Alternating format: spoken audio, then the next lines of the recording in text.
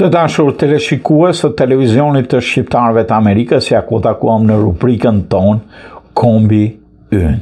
Sot do të flasim për një nga betejat kryesore të Skënderbeut, betejën që ka njihet kryesisht si beteja e Torvjollit.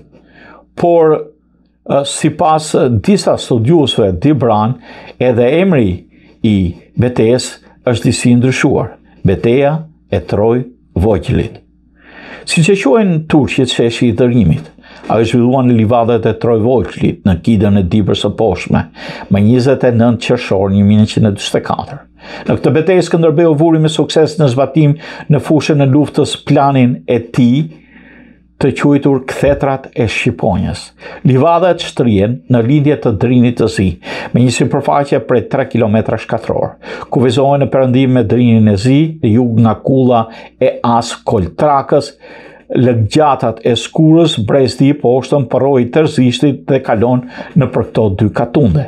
Në këtë betejë, Gjergj Kastrioti me anë të planit Kthetrat e Shqiponjës kishte si qëllim kryesor ngërthimin, apo si thot rrethimin e forcave armike dhe synonte së pari kapjen dhe asgjësimin e komandantëve të ushtrisë armike. Komandantët turq futeshin në betejë duke u drejtëruar sepse kishin qartë se që në moment do sulmoheshin nga shqiponjët e Skënderbeut dhe do binin në kthetrat e tyre të rrepta. Kjo i sillte një çorientim ushtrisë kundërshtare, sepse ushtarët të mbetur pa komand nuk dinin si të silleshin e ku të vepronin. Themeri i turqëve ishin shqiponjat e Korabit, forcat e zbulimit dhe kundërzbulimit Skënderbeut, shumica e cilëve e dinin në mënyrë perfekte gjuhën turke.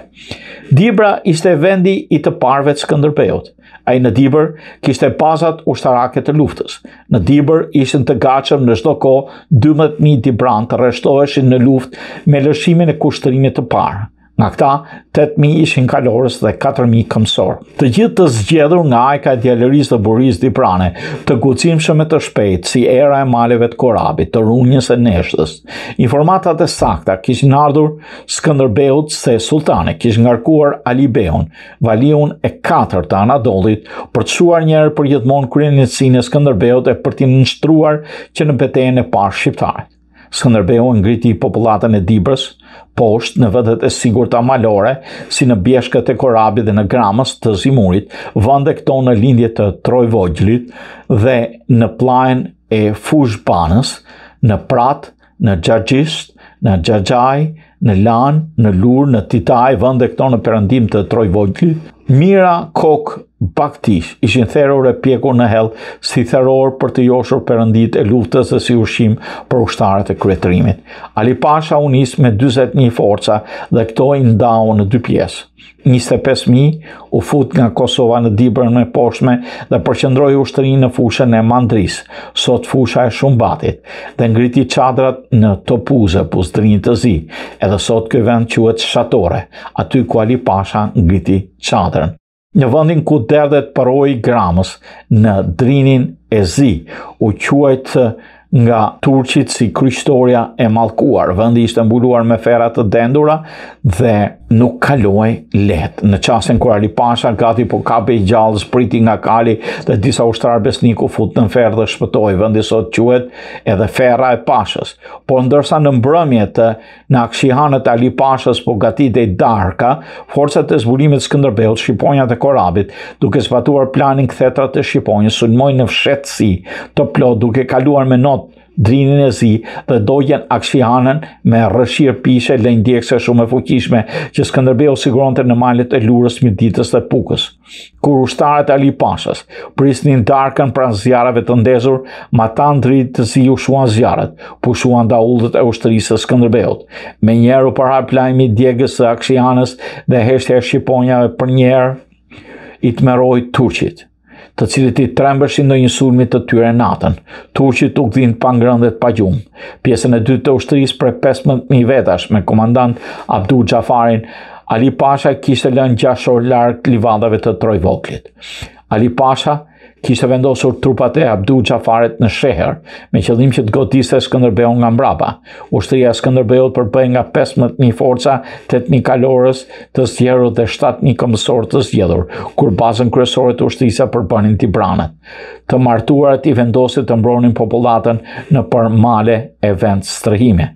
Tibranët ishin nën komandën e Mojsi Golemit, Hamza Kastriotit, Adria Laçit, Gjon Shkurës, Gjergj Kuk Koltrakës, Oliver Indit, Gjin Kastriotit, Atpal Kuk Koltrakës, Gjin Sinjës, Kol Kurtesit, Petër Maneshit, Gjon Baloshit, Gjin Aleksit, Andrea Kavacolitit, Martin Çataj, Gjon Martini, Dimitër Vladit, Dimitër Bartit, Demhatës dhe Gjin Smaqit. Në Sinj ishin fiset Leshi, Losha, Bushi, Gjoni, Koltraka, Bardhi, Prifti, Shquti, Gjegja. Nga të Kidnës ishin Kolgjini, Qerri, Kola, Kolnozi, Mema, Rasha, Tola. Nga Gryka e Banit ishin Rusi, Pitarka. Nga Mustafa ishin Daci, Coli, Gjoni, Gjika, Martini, Paci, Karoshi, Paria dhe Marçeni. Në këtë vijë sulmimi, fal pyjeve të dendura dhe zogjve që u ngetnin pendët në përtrur, siç thot një kronikan turk, ushtarët e Ali Pashës ranë në kthetra të Shqiponjës, që e zbatoi planin e tij, duke u ngarkuar forcave speciale të zbulimit dhe kundër zbulimit. Forcat e Ali Pashës, për të dalë nga livallet e Trojvojçlit, arritën dhe mbetën në goditjen e forcave tibrane që i dëshin befasi kundër tyre, duke i qarë dhe shpartalluar. Shqiponjat ishin pas çdo guri e lisi e ledhi, u idheshin nga pemët e drejt në vitet e kuajve armiqve, duke goditur për vdekje. Në livallet e Trojvojçlit binin brirët dhe dahullët e fitores, duke pakzuar kështu me lavdimi vreçare një nga betejat më madhore të ushtrisë së Gjergj Kastriot Skënderbeut, e cila e rrethon përjet emrin e kryeprisit të Arbit, me gërma të arta që shënon përjetësinë e kësaj beteje epokale edhe në historinë tonë kombëtare. Të dashur teleshikues të televizionit të shqiptarëve të Amerikës, ne këtu i tham fund rubrikës sonë Kombi Ynë. Do takohemi në emisionet të tjera. Natë e mirë.